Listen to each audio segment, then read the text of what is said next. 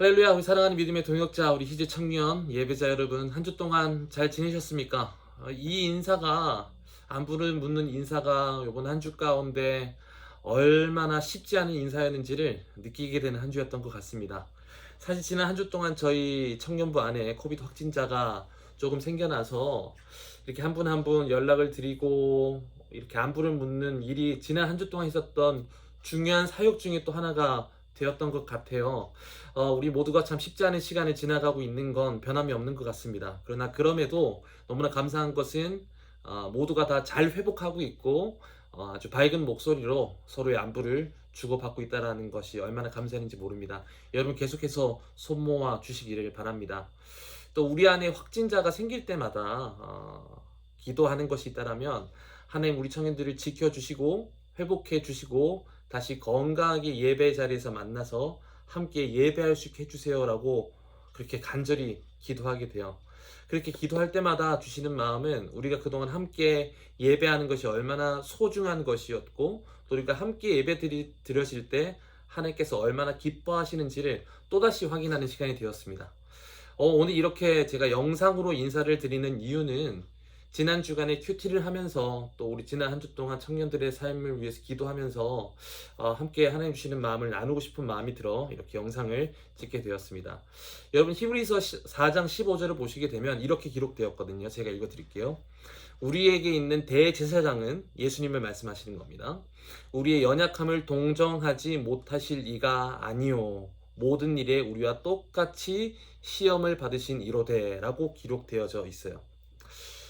특히 이 말씀이 우리의 모든 연약함을 동정하시는 분이 바로 예수님, 또 우리와 똑같이 어려움을 겪으셨던 그 예수님이 우리가 믿는 예수님이라는 그 사실이 얼마나 큰 위로가 되었는지 모릅니다. 심지어 우리의 육체적인 연약함까지도 공감하시는 그 예수님이 우리가 믿는 믿음의 주인이시라는 거죠. 세상에서 주장하는 그 어떠한 종교나 어떤 신화의 스토리에서도 인간의 작은 아픔까지 공감하는 존재는 우리 기독교가 믿는 예수님밖에 없습니다. 한 가지 더 선명하게 나누고 싶은 것은 사실 모든 인류는 육체의 연약함을 가지고 살아가고 있다는 거예요. 근데 왜 육체의 연약함, 이 육체가 또 틀어지게 되었는가?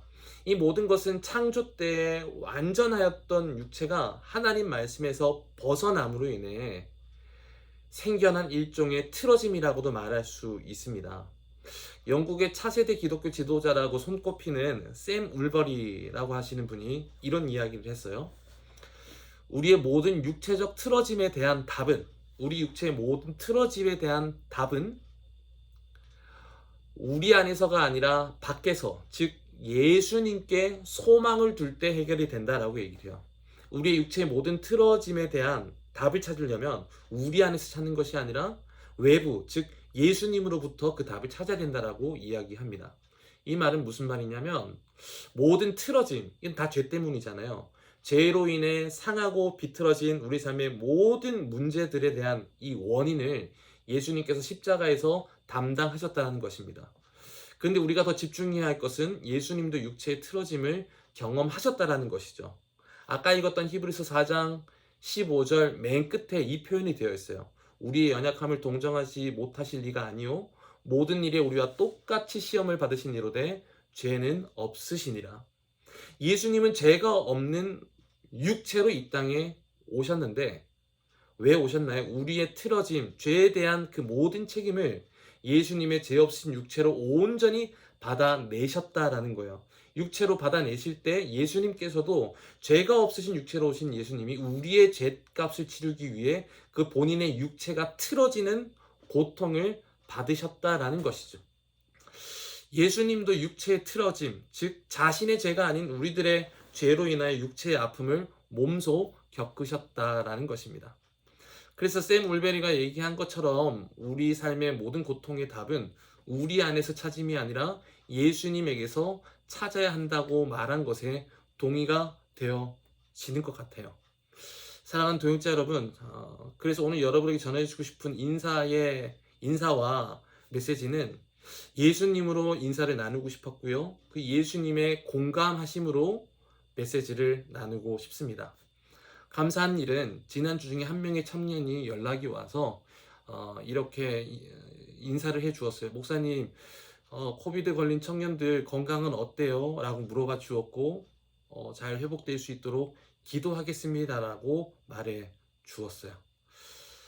그 연락이 정말로 큰 감동이 되었고 또 위로가 되었습니다. 왜냐하면 우리는 이런 아픔과 우리가 원치 않는 일을 경험할 때마다 왜 이런 일이 생길까라고 하며 전부 자신의 건강과 자신의 상황에만 이렇게 몰두되는 경우가 사실 거의 대부분이거든요. 그런데 그 동역자의 연락과 기도를 통해 그 형제가 공감하고 있고 그 형제가 붙들고 있는 기도의 마음이 전해짐을 통해서 정말로 우리가 예수를 믿는 한 믿음의 동역자구나, 예수로 인해 모여진 한 공동체라는 것을 느끼게 되었어요.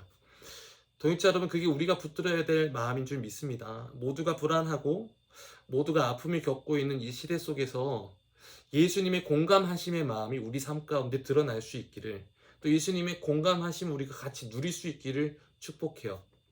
히브리서 4장 16절 말씀만 마저 읽고 오늘 이 영상 마치도록 하겠습니다. 4장 16절 제가 읽을게요.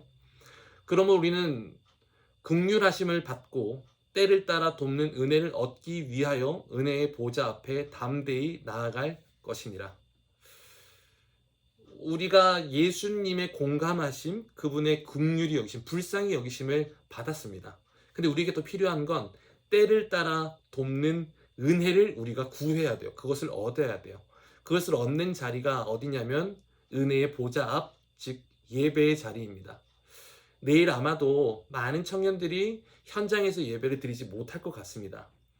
근데 여러분, 온라인 예배 드리는 그 상황 속에서도 우리에게 먼저 긍휼함을 베풀어 주시고 모든 아픔을 공감해 주신 예수님 앞으로 나오시길 바랍니다.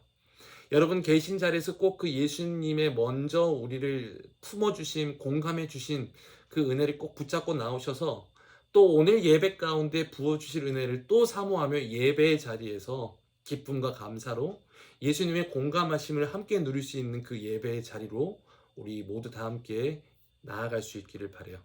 그래서 여러분, 우리 아픈 지체들 거의 다 회복하고 있지만 또 건강하게 다 회복돼서 다시 한번 뜨겁게 예배의 자리에서 뜨겁게 찬양하고 예수님의 이름으로 듣고 그 생명의 말씀을 함께 들음으로 말미암아 셀에서 기쁨으로 나누고 또 삶 속에서도 우리와 여전히 공감하시는 예수님의 사랑 함께 체험할 수 있기를 축복합니다.